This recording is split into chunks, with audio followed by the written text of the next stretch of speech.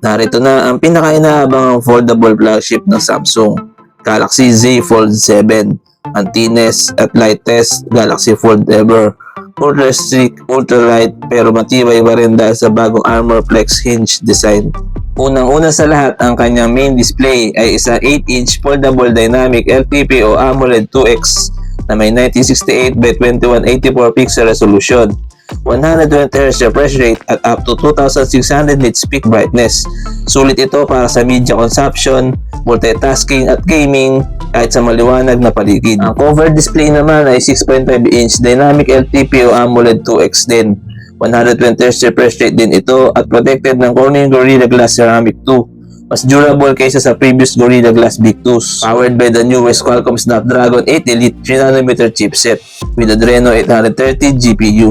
Ito ang isa sa pinakamalakas na processor this year, pang heavy gaming, productivity at AI features.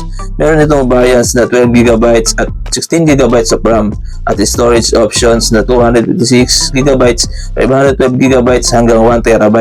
Para sa camera, hindi ka rin mabibitin. 200 megapixel main camera with OIS, sobrang linaw at detailed kahit night shots. 10 megapixel telephoto camera with OIS. 12 megapixel ultra-wide camera. May LED flash at kaya mag-record ng 8K at 30fps videos. Para naman sa selfies, meron 10 megapixel front camera at 10 megapixel cover camera. Pareho silang kaya mag-record up to 4K at 60fps. Perfect para sa content creation. Meron itong 4400 mAh battery, which is good enough para sa isang foldable.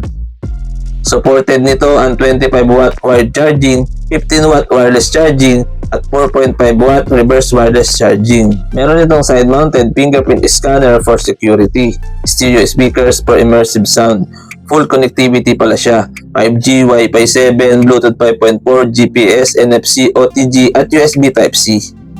Para naman sa official price, meron itong starting price na 112,990 pesos. Available na sa Shopee via pre-order.